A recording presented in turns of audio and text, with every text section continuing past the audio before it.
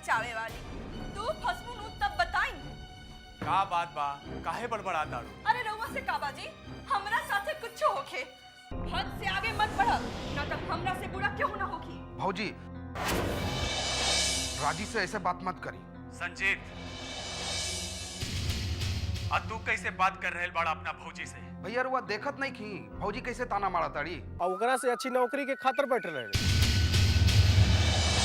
बेटी पश्चाताप के आंसू हमरा के माफ कर दो।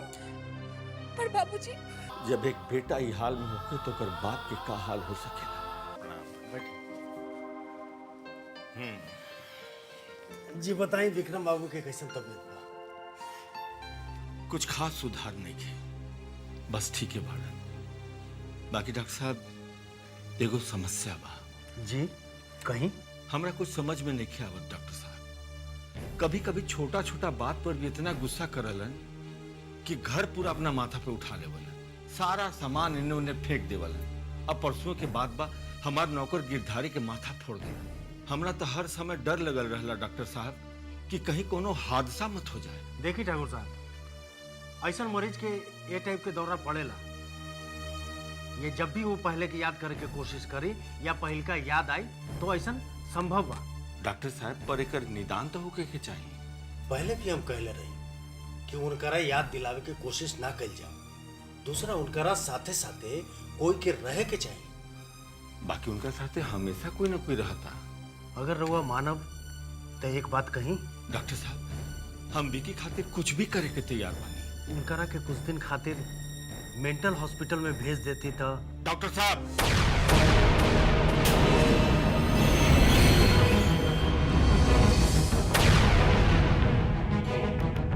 देखी, ये हम बहुत सोच समझ के कह रहे हैं, पर हमरा से नहीं हो सका डॉक्टर साहब। हम अपना विकी के पागल खाना ना भेज सकेले। रउआ कहीं डॉक्टर साहब, तो हम अपना घर में वो सारा व्यवस्था करवा दी जो हॉस्पिटल में रहेला।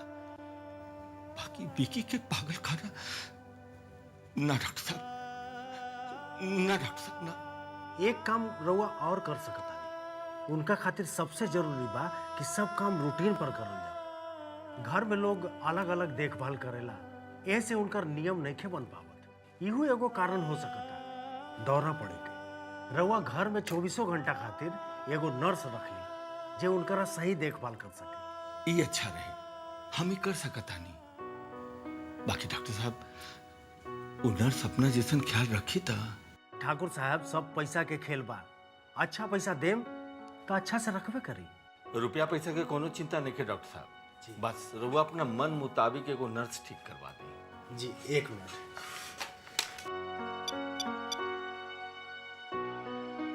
हाँ, पूनम के भेजा,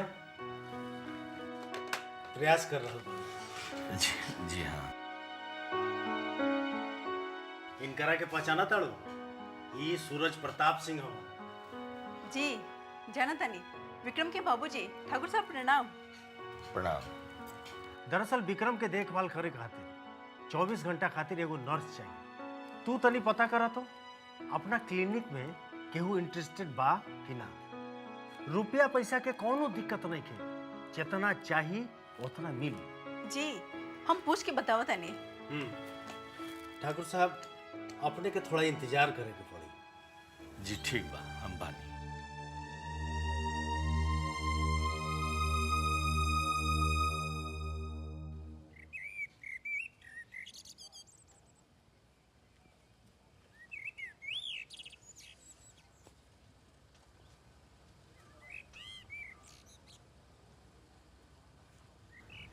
हे भगवान, बबुआ के उनकर सुधि, उनकर बुद्धि उनकर आके दे दी, ताकि वो ऐसे ना भटकस।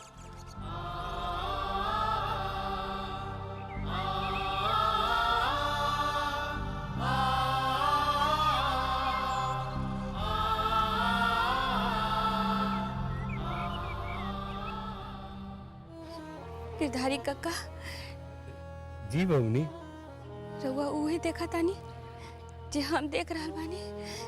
हम तो बस यह देख रहल बानी कि हमार बबुआ भुला गइल बाड़न और वो अपना आप के खोज भी रहल बाड़न।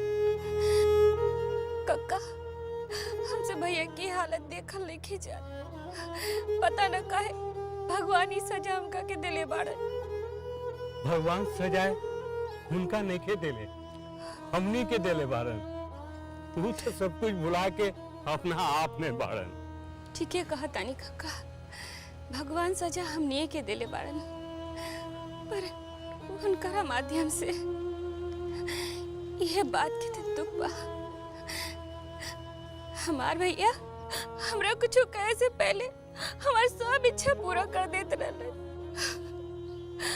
आज हम अपना भगवान से ये मांगता नहीं कि हमरा भैया के वापस लौटा दे, जैसे पहले रहलन ना। हमरा के कुछ न चाहिए, कुछ।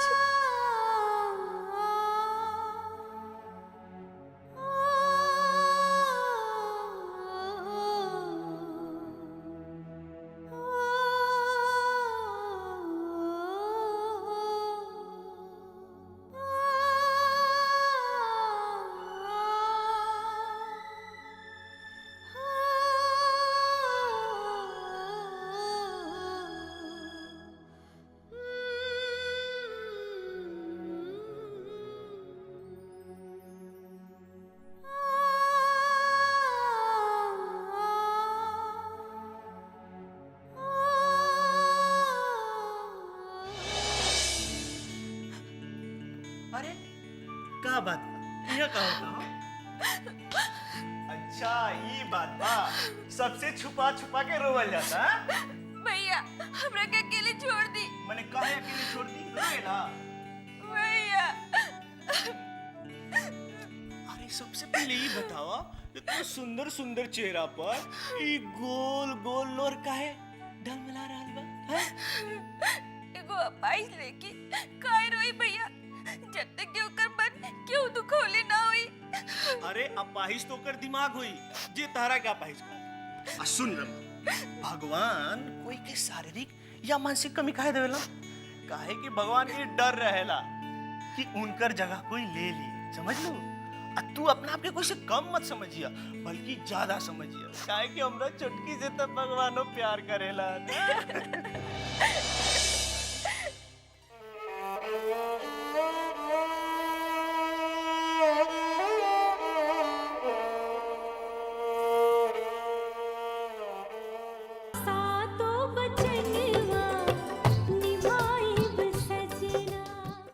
एक बात के ध्यान रहे, उनकरा के जबरदस्ती कुछ याद दिलावे के कोशिश ना कल जाओ। रौरा कुछ ट्यूशन काहे नहीं पढ़ा?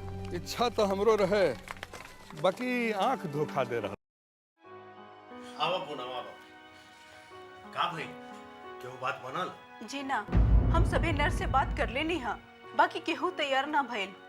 सभे के 8-10 घंटा वाला नौकरी चाहिए, 24 घंटा घर से बाहर कोई तैयार नहीं है। अरे हमरो घर में रहे से के कोनो दिक्कत ना होगी, एकदम उनकरे घर ऐसा फैसिलिटी मिली। जब चाहिए छुट्टी लेकर अपना घर जा सके। बाकी तू ये बतैलू है ना कि पैसा भी मन चाह मिली। जी सभे नौकरी करेगे तो चाहता, बाकी अपना घर से। अका तू चबू हमरा घरे रह के बिकी बबुआ के देखभाल करे खातिर? माफ करम ठाकुर साहब, हमरा कुछ मजबूरी बा। अब का उपाय बा डॉक्टर साहब? ठाकुर साहब चिंता मत करी, कौनो न कौनो इंतजाम हो जाए। तू सबके बता दो, कौनो अच्छी लड़की मिले तो हमरा के फौरन बताओ। जी डॉक्टर साहब। ठीक बा। प्रणाम ठाकुर साहब। प्रणाम। अब कुछ करी डॉक्टर साहब, हम अपना बबुआ विकी के और ज्यादा परेशान नहीं देख सकत। हम राउर दुख समझ सकतानी ठाकुर साहब। हम चाहतानी कि जल्द से जल्द एगो देखभाल करे खातिर लड़की राउर घरे भेज सके। जी धन्यवाद, हमरा रउआ पर पूरा भरोसा बा। अच्छा अब हम चलता नहीं। तत्काल जब तक केहू मिल नहीं के जात, एक बात के ध्यान रहे, उनकरा के जबरदस्ती कुछ याद दिलावे के कोशिश ना कल जाओ, और समय समय पर दवा दियात रहे। बाकी भगवान पर भरोसा रखिए, केहू ना केहू जल्दी मिली। जी अच्छा, प्रणाम।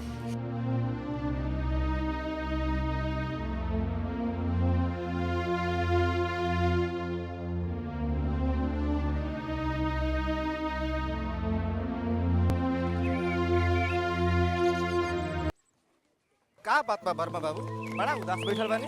हम का बताई पांडे जी, सरकार ऐसा हाले बना देले बा कि केहू से मिललो जुलल मुश्किल हो गई बा। बात तो एकदम सही कहतनी, बिना वेतन के मास्टर कितना दिन रह सही। हमहू सोच रहल बानी कि कोनो धंधा कर जाओ। अब एह उम्र में तो हमरा से बनियाइयो ना हुई। ऐसे का रिपोर्ट बा ई महीना के, कुछ मिली कि ना? ई महीना तो कोई के पैसा नहीं खाए वाला, बाकी किरानिए के जब कैश के दिक्कत हो तो बाकी का हाल हुई। पर हेडमास्टर साहब तो कहत रहनी कि कुछ बात बने वाला बा। बात तो बने वाला रहल जी, पर यूनियन बड़ा खराब चीज है। ऊपर बैठल लोग के नहीं मालूम कि हमने के जेल कितना दुश्वार हो गई बा।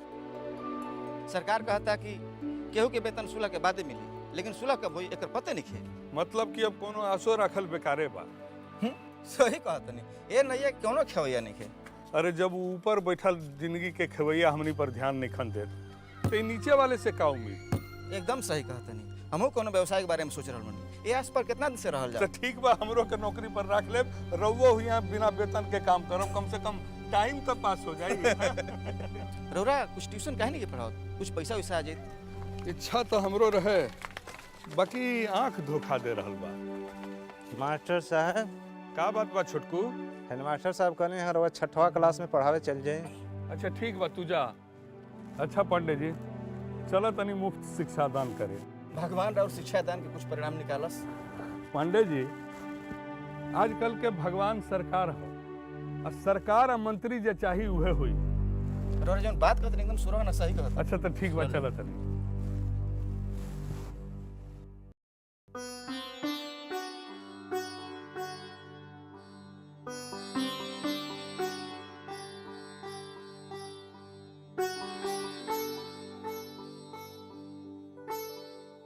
अरे ऐसा का बा बाबूजी पेपर में जितना ध्यान से पढ़ता नहीं? अरे बेटा, आजकल के अखबार में खास कहाँ होला, वो है चोरी डकैती हत्या रंजिश, ये सबसे अखबार भरल रहेला।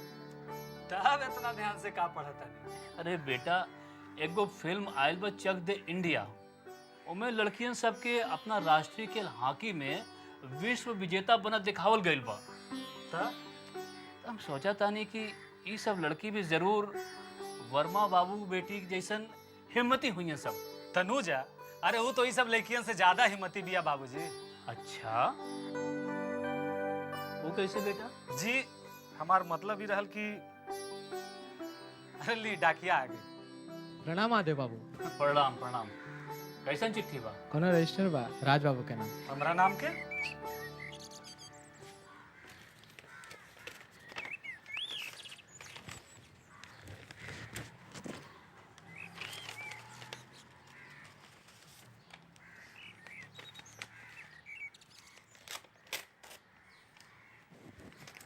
कैसन रजिस्ट्री बा बेटा?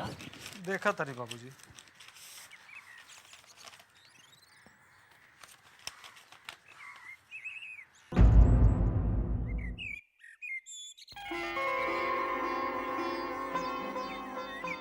बाबूजी हमार नौकरी लग गई। कहा नौकरी? अरे तो बहुत खुशी की बात बा बेटा।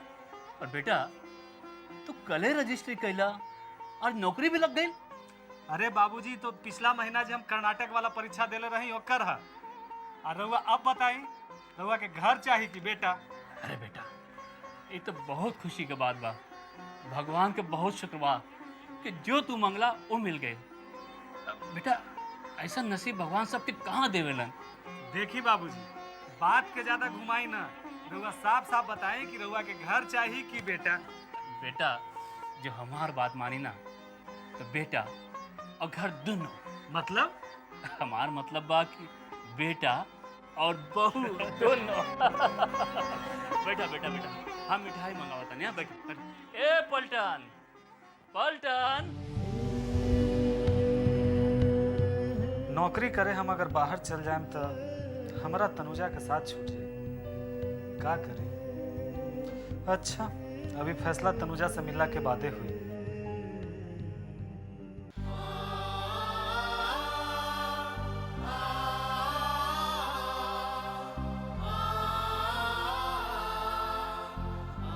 मलकिनी मलकिनी, मलिका आ गई। मलकिनी का भइल? का कहलन डॉक्टर साहब? बताए ना का कहलन डॉक्टर साहब? वो तो कहलन की का बिकी बबुआ के पागल खाना में भेजता। का बाकी हम का देनी कि ना हमरा जीते जी हमार बेटा पागल खाना में ना जाए न। फिर कहलन की एक तो नर्स के इंतजाम कर लीजिए, 24 घंटा का देखभाल कर सके, समय पर दवा दारू कर सके। रउआ नर्स के इंतजाम कर देनी ना। अरे 24 घंटा ही घर में रहे वाला नर्स कहाँ मिलता? यो कहलन की बिकी बबुआ के जबरदस्ती कोनो बात याद ना दिलावे के, उनका के फिर से दौड़ा पड़ सकेला। हे भगवान, हमार बिकी बबुआ के देखभाल करे वाली लड़की कभी घर में आई, कभी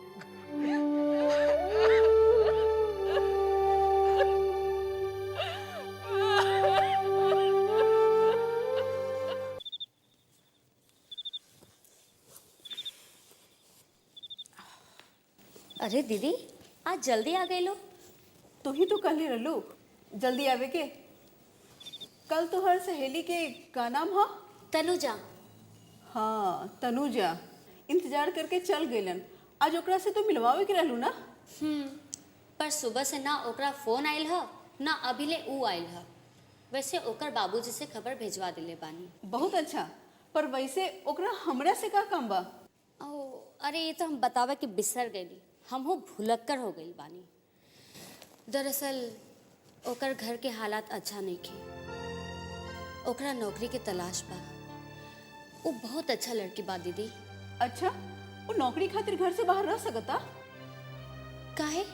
दरअसल विक्रमगंज के ठाकुर साहब के बेटा के देखरेख खातिर एगो केयर टेकर चाहिए, जे उनकर घर में रह के उनका देखभाल अच्छी तरह से कर सकी और रुपया पैसा भी अच्छा मिले। पर दूसरा के घरे रह के यही समस्या बा, यही से आज तक केहू तैयार नहीं खे भइल। बाकी तू पूछ लिहा, शायद तैयार हो जाइए। जेकरा बाबू ट्यूशन पढ़ावेला मना करेलन, वो दूसरा के घरे कैसे रहे दिहन?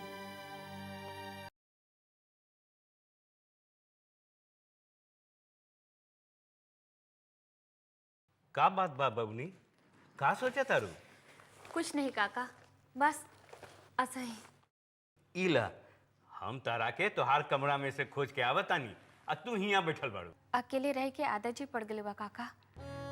भैया ठीक रहलन तब बात कुछ और रहे, पर अब तक देखा बेटी, ये सब अकट बखेर बात दिमाग से निकाल जा, तू जाके सूत जा। काका हम अकट बखेर ना सोचे तानी। तब का सोचा तारू?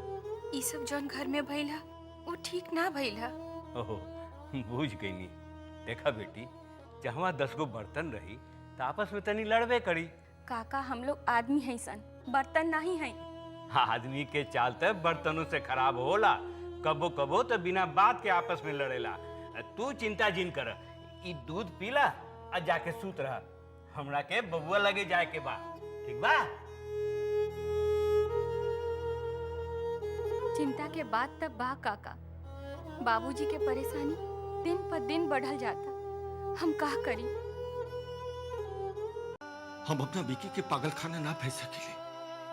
रउआ कहीं डॉक्टर साहब, तक हम अपना घर में वो सारा व्यवस्था करवा दी जो हॉस्पिटल में रहेला। माफ करम ठाकुर साहब, हमरा कुछ मजबूरी बा। रउरा कुछ ट्यूशन काहे नहीं पढ़ाओ, कुछ पैसा वैसा आ जाए। इच्छा तो हमरो रहे, बाकी आंख धोखा दे रहल बा। बाबूजी हमार नौकरी लग गई। कहाँ नौकरी? बिकी बबुआ के जबरदस्ती कोनो बात याद ना दिलावे के, उनका के फिर से दौड़ा पड़ सकेला। आदमी के चाल तक बर्तनों से खराब होला, कबो कबो तो बिना बात के आपस में लड़ेला। जी डॉक्टर साहब, देखिए कोई मिल जाए तो तनी खबर करी। हाँ ना ना, हम मिले भी आज। हाँ अच्छा अच्छा, प्रणाम। आज फिर डॉक्टर साहब लगे जाएम का? कहले तो बारन की कोई मिल जाए तो खबर कर दे, बाकी सोचा तानी कि हम ही चल जाए। का बोला तारू? ठीक बा जाई। अरे रमा, इस सवेरे सवेरे पूजा के फूल डाली लेके कहाँ चल देलू? हम भैया खातिर मन्नत मांगे मंदिर जा रहल बानी। वाह, बहुत अच्छा, एकदम जा बेटी। और सुना, विष्णुदेव से कहिए गाड़ी निकाल देस, हाँ? ठीक से जाइए। जी। अब मंदिर जाके ना हमार लल्ला खातिर हमरो तरफ से मन्नत मांग ली है और माफी भी। अभी तक हम ओहो ना जा सकनी। ठीक है माई, अब हम जाएं?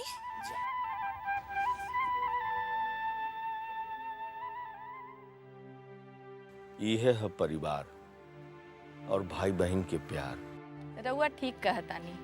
वैसे भी जब लल्ला ठीक रहलन, सबसे ज्यादा रमा के ही मानत रहलन। किस्मत देखी, यह दोनों जना के भविष्य की चिंता में हमनी के परेशान बानी।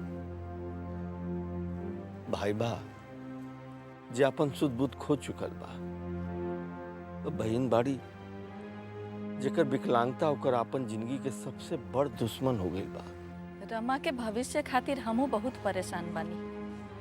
ओकरो बियाह के उम्र भइल जाता, पता ना कौन और कैसन बा ओकरा नसीब में।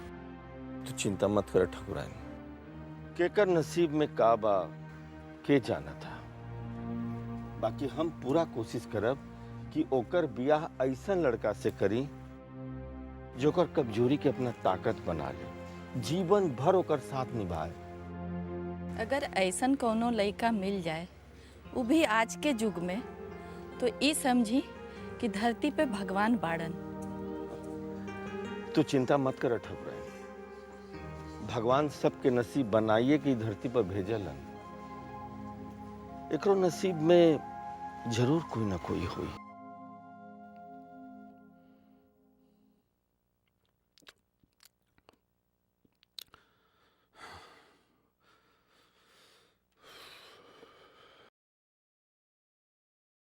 इली बाबूजी।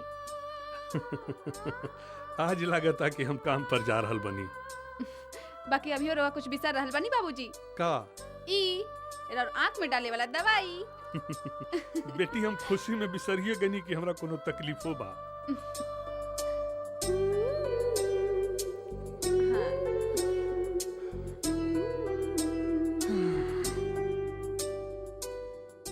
बेटी, बेटी, भगवान तहार हर मनोकामना पूरा करस।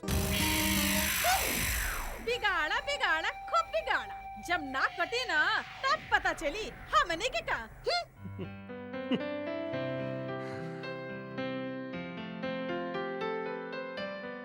बाबूजी?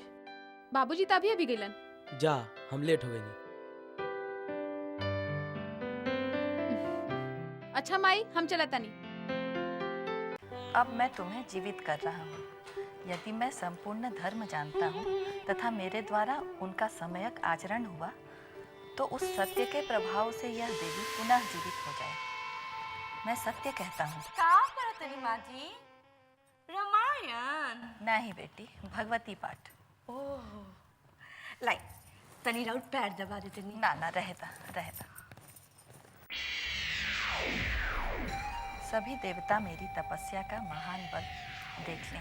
हम तो रोवा से कुछ पूछे आए रहनी।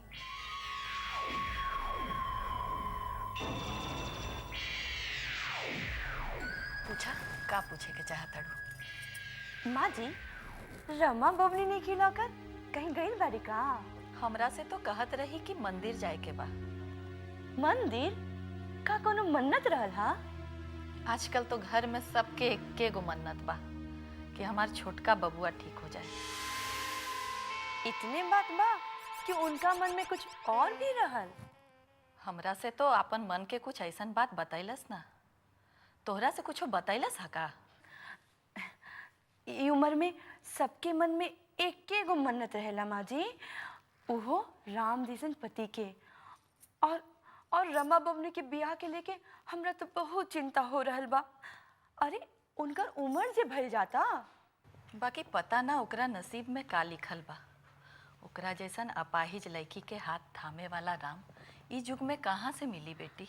अरे मिली है माँ जी, जरूर मिली है। अरे खोजला पर तो भगवानो मिल जालन। और इतना लड़का के बात है। बेटा, भगवान के खोजला आसान होला।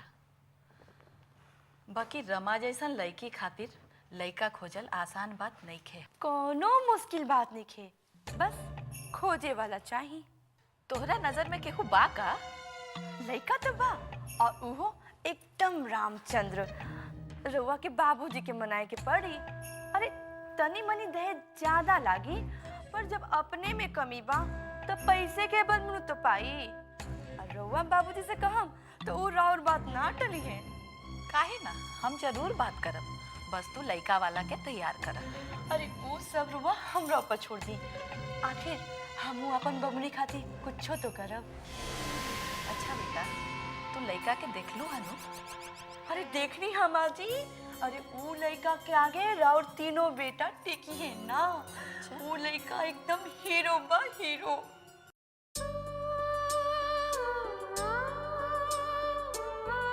तनुजा, अरे राज बाबू, आज कौन बहाना बा मिले के?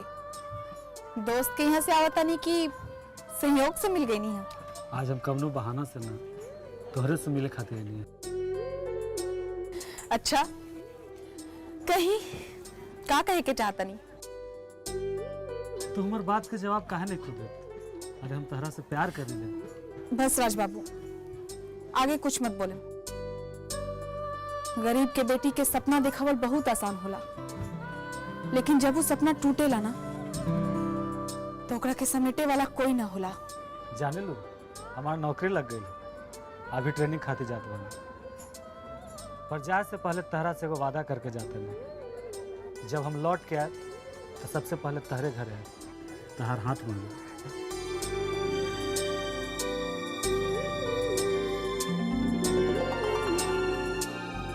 चाहिए हमार दुआ रुआ साथे बा, भगवान रुआ के बहुत तरक्की देस।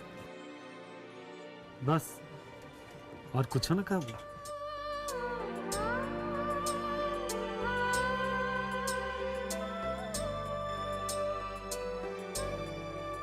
हम अपना वादा जरूर पूरा करब तनुजा, तू हमार इंतजार करिए। वादा कल जितने आसान होला, निभावल उतने मुश्किल। आज जे मुश्किल वक्त में साथ छोड़त होके, वो जीवन भर का साथ निभाई।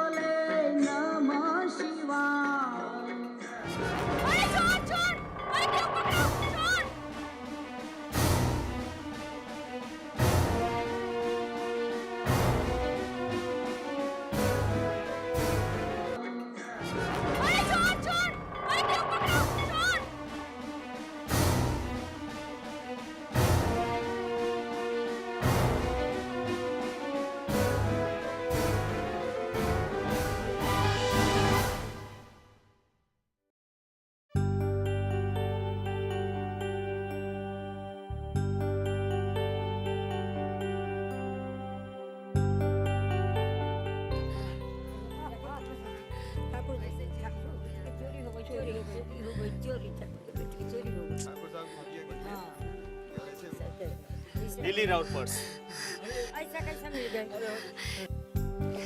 जी बहुत बहुत धन्यवाद। अच्छा भल रहुआ थैंक यू ना कहनी। ये अंग्रेज लोग के दिल शब्द से हमरा बड़ा नफरत बा। थैंक यू, सॉरी, रोहू, बरारी। रहुआ मंदिर अकेले आइल बानी का? ना, ड्राइवर भी साथ में बा। कहाँ बा? ओ रहल। का गोबनाई बाबा? एजा मलकिनी के पर्स लेके चोर भागत रहे, और रहुआ ओइजा बानी। देखी रहुआ हंसी मत, हम कोनो चुटकुला ना सुनौनी है। अच्छा छोड़ी रवा जाई मंदिर में पूजा करी। जी हम आवा तनी रुआ रुके जी ठीक बा। जा जा ली पंडित जी।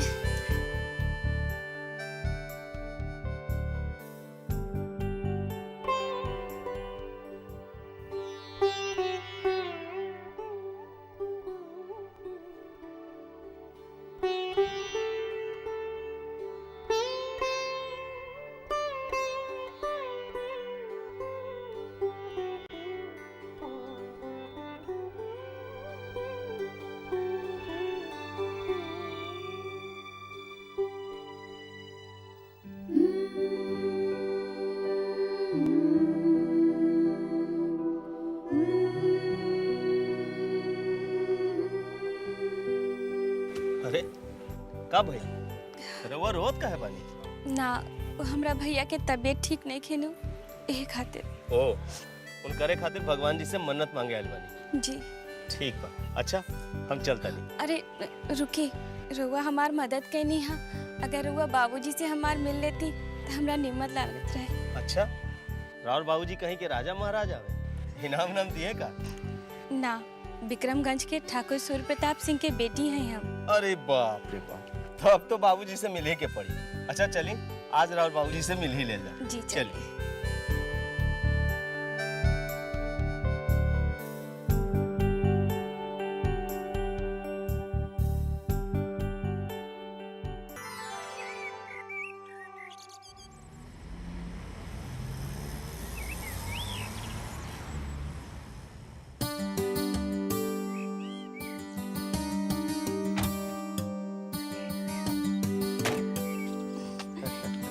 बाबूजी।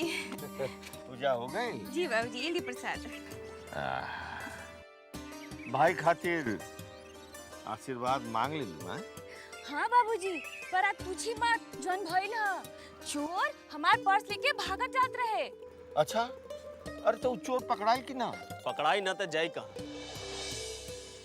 प्रणाम हम शंकर। बाबूजी ये उहे हवन जो चोर के पकड़ले रहला ना। अच्छा बहुत बहुत धन्यवाद बेटा। बेटा अब इतना इज्जत मत दे कि संभारल ना जाए। का मतलब? मतलब कुछ ना बस ऐसे ही। दरअसल केहू इतना इज्जत से तो बात करे ना आज के जमाना में। दुनिया में केहू की इज्जत करबा तब इज्जत मिली। जी लेकिन हमार छोट तजुर्बा ई बा कि जेकर इज्जत कईल जाला वो इज्जत उतार के चल जाला। बाकी दुनिया में सही आदमी की पहचान कईल भी जरूरी बा। आजकल सही आदमी मिलेला कहाँ ठाकुर साहब। बात तो तू बहुत अच्छा करेला। काम का करेला? काम जी बस काम के तलाश में बानी, यही काम बा। तलाश जब खत्म हो जाए तो हमरा से आके मिली है, शायद हम तोहार कुछ मदद कर सके। जी। अरे रमा बेटी तू मंदिर से आ गई लू? हाँ माई चली बाबूजी रहो आई।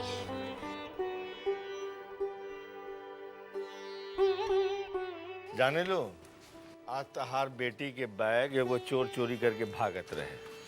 ये बबुआ तो बालन जी इनका के बचा ले। का? रमा तोरा कुछ भइल तो ना नु? ना माई वो तो पर्स चोर लेके भागत रहला कि बचा लेलन। बहुत बहुत धन्यवाद बेटा। आज के युग में भी तोहरा जैसन लड़का बा। जी हम तो वह कहनी है जो हमरा सही लागल। अच्छा ठाकुर साहब अब हमरा के इजाजत दी, हम चलता नहीं। प्रणाम। प्रणाम ठाकुराइन।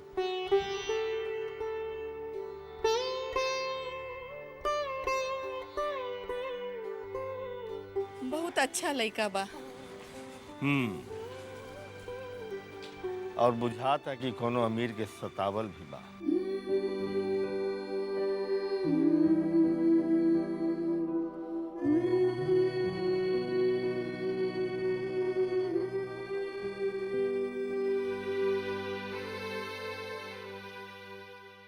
आवा तनु आवा बैठा। हम तोरे इंतजार करत रहनी। हम लेट तो ना हो गई नी? दीदी बाड़ी के चल गई? बाड़ी जायला तैयार होता रही। कुछ बात बनल? एगो काम के बारे में कहत रहले हा, पर उमे एगो समस्या बा। जब काम के जरूरत होला त समस्या के बारे में ना सोचल जाला। बात तो तोहार ठीक बा, पर बात कुछ ऐसन बा कि जानल जरूरी बा। हाँ, वहाँ रुपया पैसा अच्छा मिली, पर का? पूरा बात तो बतावा। बात ई बा कि 5-7 किलोमीटर दूर एगो गांव बा, विक्रमगंज। वहाँ के ठाकुर सूर्य प्रताप के बेटा के कुछ दिन पहले एक्सीडेंट हो गई। वो एक्सीडेंट में उनकर बेटा की याददाश्त खो गई। ठाकुर साहब के यहाँ पैसा की कोनो कमी नहीं थे, पर वो अपन बेटा के मेंटल हॉस्पिटल भेजे के नईखन चाहत। उनका एगो ऐसा लड़की चाहिए जे उनकर बेटा के देखभाल ठीक से कर सके, ओला पैसा भी देहन। तो समस्या का बा? समस्या ई बा कि जे भी देखभाल करी ओकरा के उनके घरे रहे के पड़ी, काहे कि यादाश्त खोल आदमी के देखभाल खातिर 24 घंटा साथ रहल जरूरी बा। हम जाना तानी तोरा ला ई काम मुश्किल बा, काहे कि तोहार बाबूजी तो ट्यूशन पढ़ावेला मना करेलन, तब बाहर जाए के इजाजत कैसे दीहिन? अरे तनुजा, प्रणाम दीदी। सुमन तरह के कुछ बताई नहीं है? जी। त का सोच लो, बतावा। हम जाना तानी घर छोड़ के गए बहुत मुश्किल बा, पर कोनो बात नहीं। अच्छा, हम चलत तानी। दीदी हम काम करला तैयार बनी।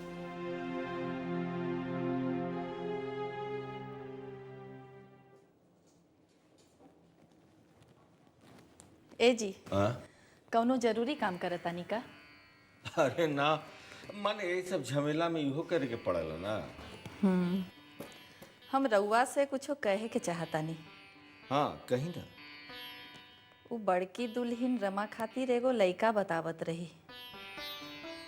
लइका? हाँ, उनका कोनो रिश्तेदारी में बा।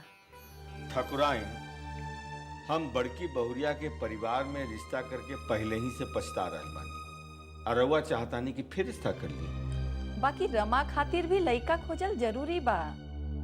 हाँ, जरूरी तो बा, बाकी ओह से ज्यादा जरूरी बा ऐसा लड़का खोजल जे हमार रमा बेटी के कमजोरी के अपना ले, ओकरा जीवन भर सुख से रखे, खुश रखे। बाकी ऐसन लइका खोजल। हम जानत तानी कि ऐसा लड़का खोजल बहुत मुश्किल बा, बाकी हम रमा बेटी के तकलीफ में भी तो नहीं देख सकत। ए जी, ऐसन नहीं हो सकत कि हमनी लइका के घर जमाई बना ली। आँखी के सोझा रही रमा तो कोनो तकलीफो ना हुई। घर जमाई? अरे कोनो खुददार लड़का घर जमाई बनल पसंद करी? रउआ एक बार बात तो करके देखी। ठीक बा, हम बात करतन, बाकी रउए चलते ना तो बड़की बहुरिया के परिवार में संबंध हमरा समझ में नहीं आवत।